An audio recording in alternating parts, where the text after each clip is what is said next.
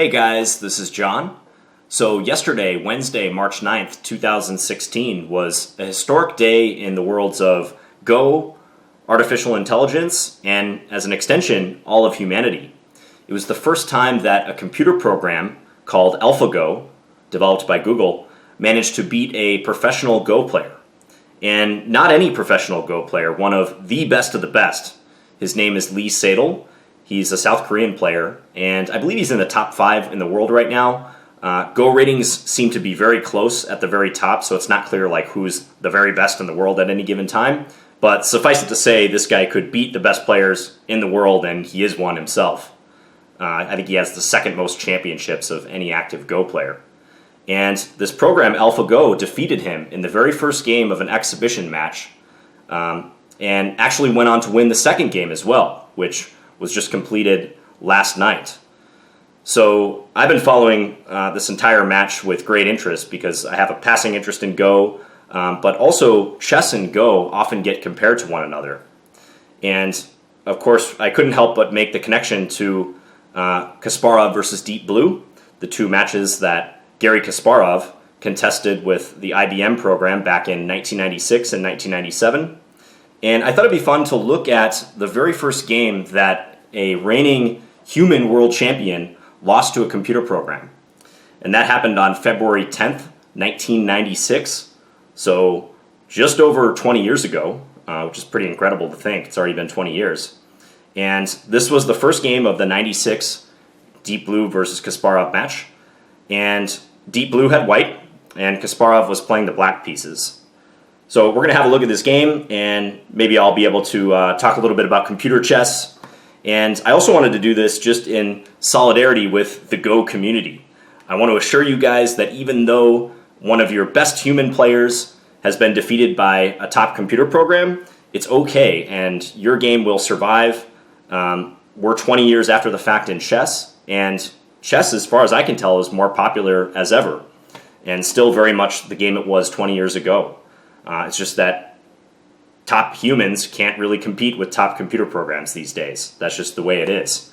But we've adapted. We use these programs as analytical tools, and we like to spar with them. We like to pit them against each other and make them take on one another for a change. So Go will survive, and I can assure you guys of that. So let's have a look at this game. So Deep Blue opened with e4. This is game 1 of their match. And Kasparov played c5, the Sicilian defense. This is the opening that Kasparov was known for throughout his career. He won many beautiful games from the black side in the Sicilian. Deep Blue played c3. This is the so-called Alpin variation. White is trying to play d4 in order to establish a big pawn center, and ensuring that if they get this move in and black takes with the pawn, that white can recapture, and they'll be very happy with these two pawns in the middle. So after c3, Kasparov plays d5. This is one of the best moves. I often play here knight f6 if I get into this position as black. d5 is very good too, though. And Deep Blue took on d5. Kasparov took with the queen. And now d4, advancing in the center. Kasparov played knight f6, developing a piece. Deep Blue played knight f3. And Kasparov pinned the white knight with bishop g4. So far, all theory. Deep Blue played bishop e2. Kasparov played e6. Deep Blue attacked the bishop with h3. Now, a lot of times when you have a bishop that came out to pin a knight, and that bishop gets attacked, you don't just want to trade for the knight right away. In this case, white could take back with their bishop and attack the queen, and white could be pretty happy having the pair of bishops already. So Kasparov does the correct thing, which is to retreat his bishop to h5, keeping the tension. Deep Blue castles. Kasparov plays knight to c6. And Deep Blue reinforced this pawn on d4 by playing bishop e3. Here the world champion took on d4. Deep Blue took back. Now we have an isolated queen's pawn position. You can see that this pawn has no pawn on either sides of it. Therefore we call it an isolated pawn. And it could be a strength or a weakness depending upon how the game plays out. Now here, Kasparov came up with not exactly an innovation. I don't think this was a novelty at the time he played it, but this is a move that hadn't received much attention up until this point. He played bishop b4. Kind of a provocative move. By playing this move, he's saying, go ahead and attack me with pawn to a3.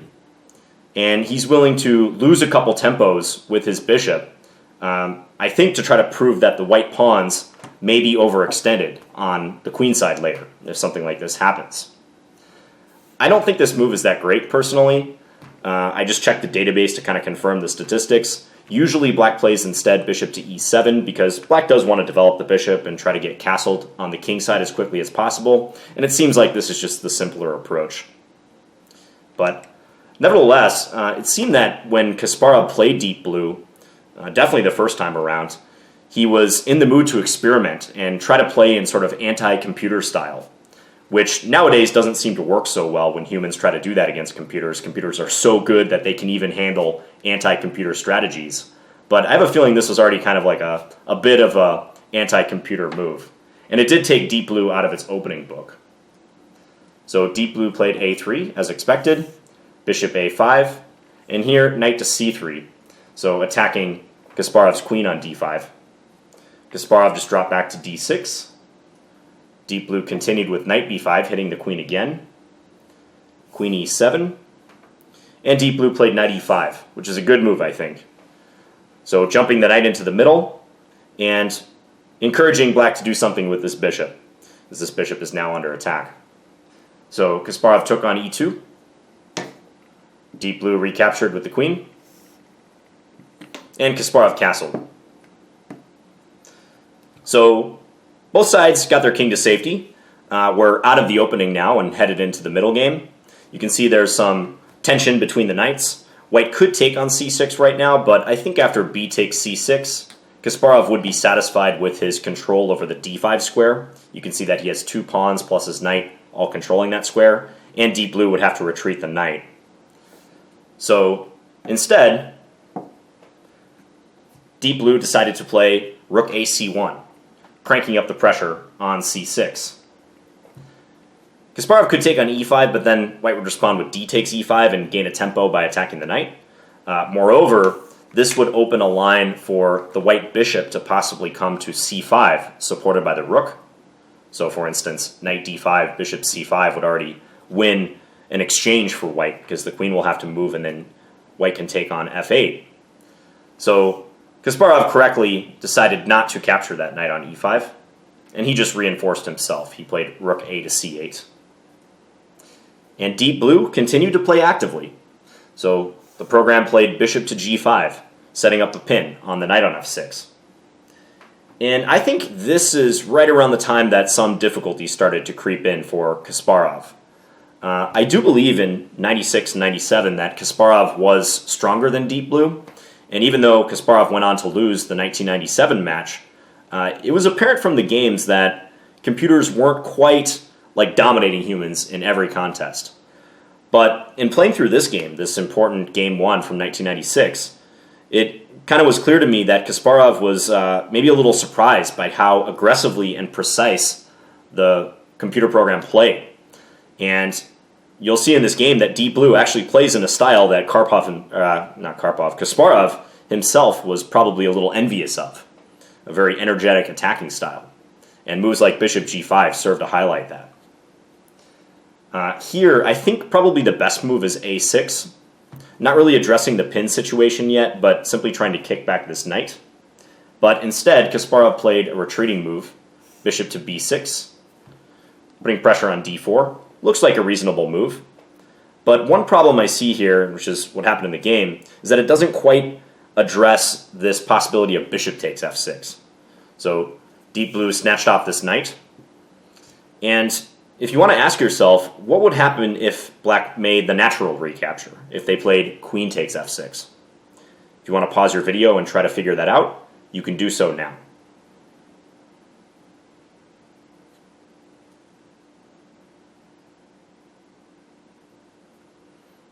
So black would love to play queen takes f6 because that would keep his pawn structure nice and orderly.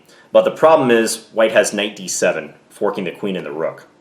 So again, black would have to go down the exchange. So Kasparov, had to damage his pawn structure. He didn't want to lose an exchange, so he played g takes f6. And now for the rest of the game, black will be thinking about their potentially damaged king. White's got this open g file. That's a bit of a cause for concern. And here, deep blue played knight c4, so retreating the attacked piece, and also pressurizing b6. So here's a follow-up question for you guys. This pawn on d4 is currently attacked by black's knight and bishop, and it's only defended once by the white knight. So it begs the question, what would happen if black grabbed on d4? So let's say knight takes d4 is played. You can mentally play that move. How do you think the game would go in that case? You could pause your video if you'd like to figure that out.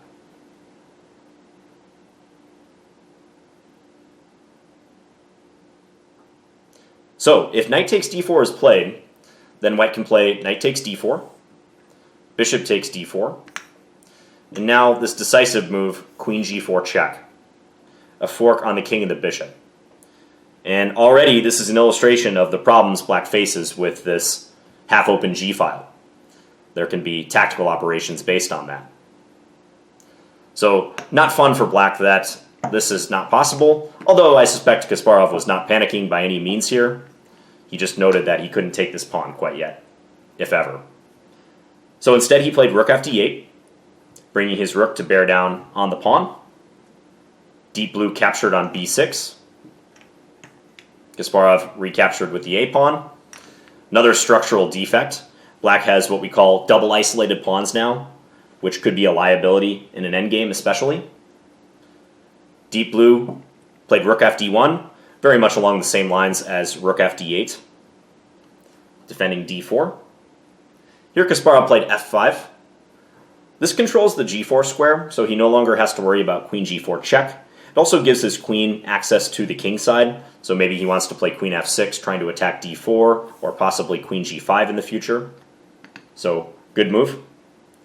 Deep blue played queen e3, inching forward, adding another defender to this pawn, also giving access to some squares himself, or itself, on the king side, maybe h6 for instance. And Kasparov played queen f6. Now, the next move, I was reading a little bit about this game. Kasparov praised the computer and the move it played here, and he made a comment that he probably would have played this move himself. As I said earlier, I think Kasparov was a little envious, maybe, of how the computer conducted this game. So deep blue played d5, a great line-opening move. Not only is white attacking the pawn on b6 now with the queen, but also white is rupturing black's pawn structure. So there's a couple possibilities of captures here. If e takes d5, I suspect that deep blue was just going to take on b6. So Kasparov opted to take with the rook on d5 instead. Hard to ignore this pawn. I mean, moving the knight looks pretty disastrous if white has the option of taking here or even just taking on b6. So Kasparov did take the pawn. And rook takes d5, e takes d5. And now, instead of trying to get the pawn back immediately with queen takes b6, deep blue played a pretty mature move, in my opinion. It played b3. Now, I was cross-referencing this game with some of the stronger engines of today, so like the Stockfishes and the Houdinis, which are nowadays just the best programs in the world. And they didn't particularly like this move. I think they actually liked b4 a little bit better. But in my mind, this is reasonable, just getting the pawn off an attack square. And the next move was criticized by a lot of sources. So many people who have annotated this game, and even at the time, said that Kasparov's next move was a mistake. But I think it's not necessarily the next move, but a few moves coming up that really do him in. So Kasparov played king h8, so tucking the king in the corner. This does allow his rook to come over to g8 potentially in the future. So I like that aspect of the move. And I think it's fine. As we'll see, I think black's position is fully playable here. As a human, you're going to be a bit concerned about the king, and you're going to want to tuck it away if possible. So king h8, and deep blue took the pawn on b6 now that it no longer has to worry about queen takes b2 being a problem. And Kasparov played rook g8. I think the trouble with Kasparov's strategy coming up is that he got very focused on counterattacking white's king. So he played rook g8 with an eye towards really assaulting deep blue's king, maybe forgetting or underestimating the power of deep blue and its ability to calculate millions of positions. I forget the exact number of positions that deep blue can calculate, or could calculate at the time. But these programs nowadays can crunch millions of positions per second. It's incredible. And hence, you don't really want to get into big calculation wars with them. That's well known nowadays. But if you try to go to bat in the calculation department against a computer, you're cruising for a bruising. You don't want to get into open fights where whoever can calculate the longest and most accurately is going to emerge the victor, because you're just hitting your head against the wall. The computers can crunch these positions, and they can see dozens of moves down the line how it's going to play out. And even the best human calculators and tactical players in the world can't compete. And I think this game demonstrates that at a very early stage in computer chess development. So rook g8, still not a mistake though, let me say. Deep blue played queen c5, just repositioning a little bit. And I think this next move is the one that really hurts Kasparov. So he plays d4. I think it was better to try to switch to defense. With queen c5, white is attacking the d-pawn, and I believe that rook d8 was probably just the best move. I know it seems like a bit of a change of mind, playing rook g8 and then immediately going back to this area of the board, but I think this move had to be played. Also a suggestion of a modern engine was f4, looking for counterplay, hoping for queen takes d5, f3. But I think rook d8, under the circumstances, was probably correct and just trying to hunker down. But I give Kasparov credit, he didn't change his trademark style in this game. He stuck to his attacking instincts. So d4, and now deep blue begins to play very actively. So he plays, or it plays, knight to d6. And this knight is kind of a Medusa on this square. You can see that it's observing all three of these pawns. Kasparov plays f4, so advancing one of the attacked pawns. And he's got a sight set on g2. Note that the attempt to immediately go after g2 with queen to g5, while well-intentioned, setting up queen takes g2 mate and also observing the rook, just backfires immediately because of knight takes f7 check with the fork, and black can resign. So he has some obstacles to carrying out the attack, and the presence, the new arrival on d6 is making that all the more difficult. So f4 was played, and here deep blue plays a move that I think for a human would be considered materialistic and perhaps just downright greedy, but deep blue had it all worked out already. So it played knight takes b7, just grabbing the pawn. I think, in my human eyes, I would be hesitant to play that move when it seems like our king is getting attacked. But this is just flat out the best move. So knight takes b7, netting a pawn. Kasparov must attack, so knight e5. You can see that with white having, for instance, the a and the b pawns on the queen side, any transfer to an endgame, like if the queens were to come off the board, this would be tantamount to resignation for black. You're not going to survive here, having given up a pawn, and especially with the opponent having these two connectors on the wing. So black is obligated to try to continue the initiative. So knight e5. And here, deep blue played an excellent defensive move. Kind of combines attack and defense very well. So it played queen to d5, adding another defender to g2, and also observing f7 once again. Note that on the previous move, if deep blue had taken on d4, then black would be able to play knight f3 check and win the game, because the g-pawn is pinned due to the rook on g8, and after white moves the king, black would be taking the queen on d4 and winning. So no way deep blue is going to go for that. Instead, though, queen d5 is a very accurate defensive move. Kasparov pressed on with f3, so attacking g2. Deep blue played g3 in defense. And here, this must have been a difficult moment for Kasparov, because probably right around here he's realizing that white is holding in virtually every line, if not every line. So one direct move that I saw analyzed in a couple places was queen f4, which seems very dangerous for white at first glance, because it threatens not only the rook on c1, but also rook takes g3. If you could imagine black playing rook takes g3, f takes g3, queen takes g3 with check, then whether the king goes to f1 or h1, black will have a check on g2. And in the case of, let's just say hypothetically this happens and black gets another move, in the case of king f1, black is going queen g2 here and checkmate. So that's a principal threat with this queen f4 move. And we don't think about it, but a guy like Kasparov, a top player like that, one of his big advantages when you're facing him over the board is his reputation. For years and years, Kasparov was the most dangerous attacking player in the world, and he could just bamboozle you with his calculations and his dashing attacks. But here he's up against an opponent who doesn't care. It has no concept of who Kasparov is, and it's certainly not going to change its moves because of who it's up against. So Deep Blue sees queen f4 in its calculations, probably from several moves back, and it already knows the refutation.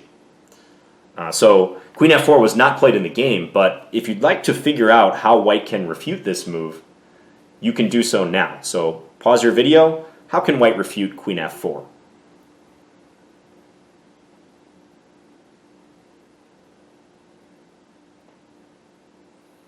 Okay, so the move is a really lovely deflection. So white can play rook to c8. Beautiful move. Pinning this rook, so rook takes g3 is no longer possible because black's king would be in check. And if black were to take here, all of a sudden this queen is undefended. So g takes f4. And rook c1 is just a harmless check. White can go to h2 with their king. White survives and thrives. White will win the game. So rook c8, not obvious for a human, especially if you're calculating this a few moves back. But for a human, or for a computer rather, that's just elementary. It saw that, I'm sure, in its calculations very far in advance. Unfortunate for Kasparov that this move completely refutes the attack. Otherwise, I'm certain he would have played queen f4. So instead, Kasparov played knight to d3, bringing the knight into play with tempo, attacking the rook. Also, now black's queen helps to defend the pawn on d4. Deep Blue plunged ahead, rook c7. Rook c8 wouldn't make any sense, but rook c7 is still good. Now the pawn on f7 is attacked. And here, queen f4 could be tried again. I think the circumstances are a little bit different in this case. Here, knight d6 is actually a very strong move. I think rook c8 is still pretty good, but knight d6 is even better. This is kind of cool. Attacking f7, with the main idea being that after rook takes g3, white can just sidestep with king f1, playing it completely cool. And note that the rook on c7 guards the c1 square, so black does not have queen c1 checkmate. And rook g1 is also not going to work out. After king takes g1, note that black has no good checks to give on g3, g4, g5, because the white pawns and also the queen are defending. And again, that c1 square covered by the rook. So black just runs out of ammunition here. So when you can calculate like a million positions per second, rook c7 is a move you can play without any fear. So instead, Kasparov played rook e8, and this knight is back here. So rook e8, kind of an admission that the g-file threats are not going anywhere, but instead trying to check on e1 and looking for chances there. But guess what? Deep Blue continues to play in this impenetrable style. So it plays knight to d6, ignoring the threat of rook e1 check, which Kasparov played. Now king h2. And this is a case of just who's going to get there first. Both sides are seemingly abandoning their king, maybe even white more so than black, since black has already been able to achieve this check. And if I were to look at this position at a glance without any context, I might think this is dangerous for white, because I know from experience, like having a pawn that deep in the enemy camp can lead to mating nets. But there's just really nothing to be had here. I think Kasparov played the natural attacking continuation. He played knight takes f2, threatening rook h1 mate. But you'll see he just lacks the attacking resources to really put Deep Blue in its coffin here. So after knight takes f2, white played knight takes f7 check. Now here's a nice question for you guys. Knight takes f7 check. So we know that black wants to play rook h1 mate. What's to stop black from just playing queen takes f7 then? With the idea that if white takes the queen, we're delivering checkmate. So how could white play in this case? You can pause your video if you like.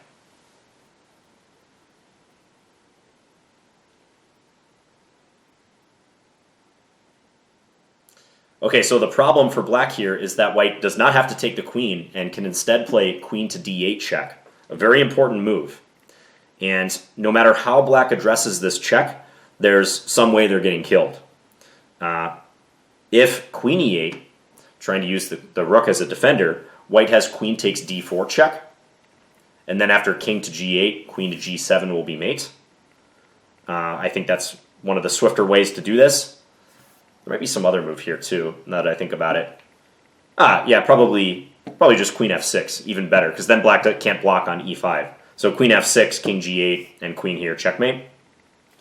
So that doesn't work out for black. If king g7, so trying to escape the check by moving the king, then we have rook takes f7 check, and black's king is far too open. All white reasonably has to do is win, for instance, like the f3 pawn, so maybe even just queen d5 check, and I'll say, I don't know, could go here. I guess even queen takes d4 would work then, forking the king and the knight, and just go pick that up next move. So, yeah, no matter how black addresses that check after queen to d8, they're going down in flames, unfortunately. So Kasparov must have realized that pretty quickly. So after knight takes f7, he instead played king to g7. Not a very comfortable move to have to play because the rook is lined up with black's king on the 7th rank. And Deep Blue played knight to g5 check, discovered attack. Notice that Deep Blue is doing these moves with check because it can't slow down for a moment for fear of that rook h1 mate. Kasparov played king to h6. And Deep Blue played rook takes h7 check. And here, Garry Kasparov, the world champion for many, many years, and the most feared player for the better part of the 80s and all of the 90s, resigned. And it was the first time that a computer program defeated the reigning world champion in a classical time control game. February 10th, 1996. So it must be said it's not quite mate here. The continuation that could have occurred is king to g6, only move to escape mate, queen g8 check, king f5, clearly black is on the run, but with rook h1, maybe Kasparov could have played this out.